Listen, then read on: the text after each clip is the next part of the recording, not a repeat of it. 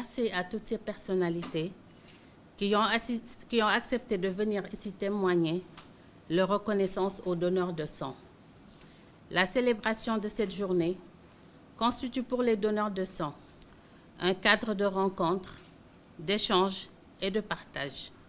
Dans cette dynamique, nous vous renouvelons notre engagement et notre appel pour lutter contre la mortalité infantile et maternelle. Oui, Madame le ministre l'avait dit, il fallait qu'on apporte la riposte. Nous, Ondobès, nous y avons ajouté la riposte en donnant le sang, par le don de sang. En effet, si le sang est disponible en quantité et en qualité, dans les structures hospitalières, le taux de mortalité baisserait considérablement. Le thème de cette année nous invite à donner du sang, à donner maintenant et à donner souvent, et à ne pas attendre les situations d'urgence pour donner du sang. Le don de sang dans les situations d'urgence et le slogan « Que pouvez-vous faire? Donner du sang, donner maintenant, donner souvent ». Au nom des partenaires techniques et financiers, nous vous adressons nos remerciements et nos sincères félicitations pour la vision à long terme que vous avez décidé d'imprimer au développement de la transfusion sanguine dans notre pays avec l'élaboration de ce plan quinquennal. À l'occasion de la célébration de la Journée mondiale du donneur de sang, j'ai l'honneur de vous livrer le message de la directrice régionale de l'OMS pour l'Afrique, le Dr Moeti. Je la cite. Le 14 juin de chaque année, la région africaine se joint à la communauté internationale pour commémorer la Journée mondiale du don de sang. Le thème de la célébration de cette année est axé sur le don de sang dans les situations d'urgence et s'adresse plus particulièrement aux personnes qui souhaitent apporter leur aide. Que pouvez-vous faire? Donner du sang, donner maintenant, donner souvent. Chacun peut apporter son aide dans les situations d'urgence en donnant de son sang. La transfusion sanguine est un élément essentiel des soins d'urgence. Le thème de cette année sensibilise la population au don de sang volontaire et régulier pour maintenir un stock de sang et de produits sanguins suffisants dans les services de transfusion sanguine. C'est aussi l'occasion de remercier les donneurs volontaires pour leur précieux don de sang. Le choix de ce thème est particulièrement pertinent pour la région africaine, la plus touchée par les crises et les flambées, notamment l'épidémie de maladies à virus Ebola, les accidents de la route, les conflits armés et les catastrophes naturelles ou d'origine anthropique. Cette situation d'urgence augmente la demande en transfusion sanguine et rend son exécution difficile. De nombreuses victimes de ces crises décèdent en raison du manque de sang et de produits sanguins ou risquent d'être infectées suite à une transfusion de sang non sécurisée. Les graves crises humanitaires auxquelles l'Afrique a été confrontée au cours des dernières décennies ont révélé les insuffisances des systèmes de santé de la plupart des pays en matière de gestion des situations d'urgence sanitaire, notamment en ce qui concerne la disponibilité, la sécurité et l'accessibilité du sang en temps utile. Cependant, des progrès remarquables tendent à améliorer la disponibilité et la sécurité du sang dans la région africaine et ont été récemment réalisés.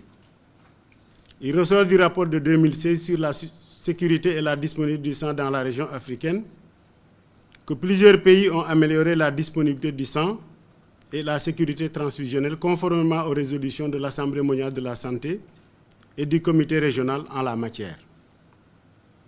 La collecte de sang auprès des donneurs de sang volontaires, réguliers et non rémunérés, s'est avérée plus sûre, plus efficace et plus efficiente que les dons de compensation familiaux. Le nombre de dons de sang a grimpé entre 2013 et 2016 dans la région africaine, passant de 3,9 millions à 4,5 millions d'unités. Cependant, cette quantité satisfaisait uniquement près de 50% des besoins annuels en sang et produits sanguins. Malgré ces progrès, il subsiste des lacunes considérables dans certains pays et sous-régions, notamment en ce qui concerne le taux de mise en œuvre des politiques, la coordination des services de transfusion sanguine et la législation. La région est encore loin de répondre à ses besoins en sang et la proportion d'unités de sang recueillies auprès des donneurs de compensation familiaux reste élevée. 5 pays n'effectuent toujours pas des tests de dépistage sur toutes les unités de sang afin de détecter les principales infections transmissibles par transfusion telles que l'hépatite C et la syphilis, en raison du manque de réactifs et de consommables essentiels pour la sécurité transfusionnelle et du fait de l'absence de système de gestion de la qualité dans plusieurs services de transfusion sanguine dans la région. Le plan stratégique 2017-2021 de la transfusion sanguine au Sénégal planifie les principaux axes sur lesquels nous devons intervenir pour assurer la disponibilité de produits sanguins sécurisés, non seulement à Dakar, mais dans toutes les régions du pays. Les principales activités que nous avons planifiées vont nous permettre de renforcer cette disponibilité et nous avons beaucoup insisté sur la communication qui doit être menée auprès des populations pour les sensibiliser sur l'importance de pouvoir donner du sang et d'assurer donc un don de sang de façon volontaire et bénévole.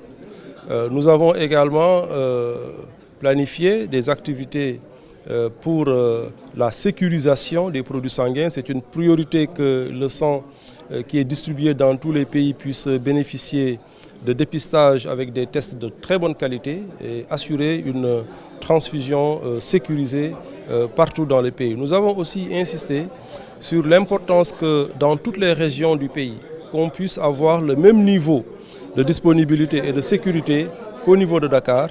Et à mon avis, si toutes les sources de financement qui ont été également planifiées, si également d'autres ressources, telles que les ressources humaines et les ressources techniques sont mobilisées, nous pensons que d'ici 2021, le Sénégal pourra se prévaloir de maintenir un niveau de transfusion sanguine de qualité, comme c'est le cas actuellement, et qui fait que nous sommes actuellement une référence dans la sous-région en termes de transfusion sanguine. Dans les pays à revenus faibles, le taux de don de sang pour 1000 habitants est de 3,9 pour 1000 habitants. 3,9 dons pour 1000 habitants. Au Sénégal, nous sommes à 6,1 dons pour 1000 habitants, donc quand même le double par rapport aux pays de même niveau. Mais c'est vrai qu'il y a encore un challenge puisque l'OMS recommande d'atteindre 10 dons pour 1000 habitants. Nous espérons en tout cas, avec le même niveau d'accélération, donc le même niveau de progression que nous avons vu durant ces 10 dernières années, que d'ici 2021, nous pourrons atteindre l'objectif de 10 dons pour 1000 habitants. Le niveau de don de sang est plus faible dans les régions qu'à Dakar.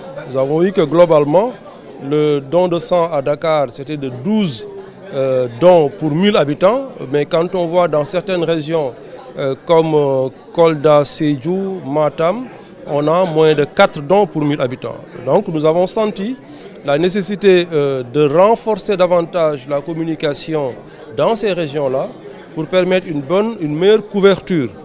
Nous avons également observé du fait que la plupart des banques de sang dans les régions étaient logées dans les hôpitaux et donc disposaient de moins de moyens qu'au niveau du CNTS. Et donc l'un des axes de notre nouvelle stratégie, c'est de construire des centres régionaux de transfusion sanguine qui vont être hors des hôpitaux. Celui de Matam a déjà été construit, celui de Louga et de Saint-Louis sont en cours de construction et nous espérons d'ici 2021 construire 4 nouveaux centres régionaux de transfusion sanguine pour les doter donc d'équipements qui puissent permettre de disposer de tous les outils pour séparer le sang. Dans les services publics, la poche de sang est gratuite. C'est une circulaire de Madame le ministre qui fait qu'aujourd'hui, dans le service public, la poche de sang est gratuite. Et bien entendu, il y a une Pour le privé, ce n'est pas le cas. Ça dépend de région à région, mais on demande effectivement à ce que dans le privé, les structures privées participent un tout petit peu au coût de la poche. Vous savez, le coût global d'une poche de sang après production, c'est entre 40 et 50 000 francs CFA. Au Sénégal, 80% des dons de sang nous viennent de donneurs volontaires, bénévoles. Et ça aussi a une disparité avec les régions, parce qu'à Dakar, c'est plus de 98%, mais quand vous allez dans les régions, il y a encore persistance d'entre 20 et 30% de dons familiaux. Ce qu'on appelle les dons familiaux, c'est des situations d'urgence qui font que les parents des patients sont obligés d'aller chercher des donneurs.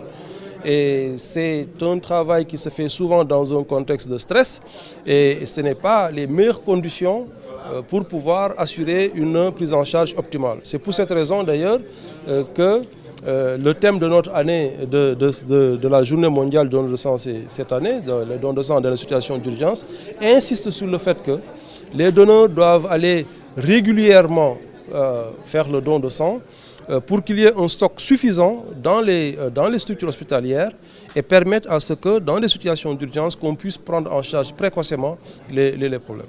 Le plan stratégique 2017-2021 a été évalué à 11 milliards et demi de francs CFA. Ça représente une augmentation par rapport aux 9 milliards qui ont été budgétisés pour le précédent plan stratégique et nous espérons en tout cas avec la mobilisation de l'État et des partenaires que ce financement-là pourra être acquis. Actuellement, en dehors du CNTS, il y a 22 autres banques de sang dans les pays.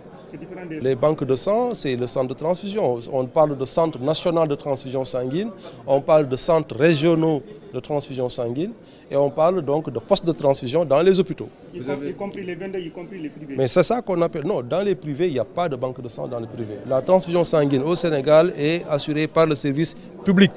Maintenant, c'est au niveau du service public que les produits sanguins sont produits et vont être distribués maintenant aux structures hospitalières qui vont transfuser.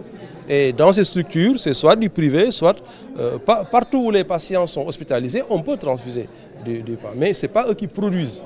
Les structures qui produisent, qui sont des structures de transfusion, il y en a 23 dans le pays. Le rapport du ministère de la Santé sera déterminant dans ce plan stratégique qui couvre les périodes 2017-2021, articulé autour donc de ces 4 principaux axes stratégiques. Le premier vise à rendre le sang disponible. Donc il faut que le sang soit disponible un peu partout.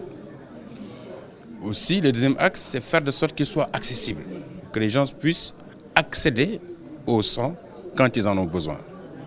Le troisième axe stratégique, c'est faire de sorte que la transfusion soit sécurisée. Quel que soit le lieu, la place où elle est effectuée, qu'elle soit faite dans les conditions requises. Et le quatrième axe stratégique, c'est en fait de faire de sorte que ce système soit coordonné. Depuis le niveau national jusqu'au niveau des points de transfusion sanguine. Comme je le disais, la place donc du ministère de la Santé et de l'Action sociale sera centrale dans tout cela. Puisque d'ailleurs le Centre national de transfusion sanguine est un établissement public de santé non hospitalier. Donc qui est rattaché, n'est-ce pas, au cabinet. Alors donc nous allons veiller à ce qu'une fois que ce plan soit validé, qu'on puisse, n'est-ce pas, le présenter aux partenaires pour aider à la mobilisation des ressources financières. Et on verra ce que l'État pourra apporter comme contribution, mais aussi les autres sources de financement, ce qu'elles pourront apporter comme contribution.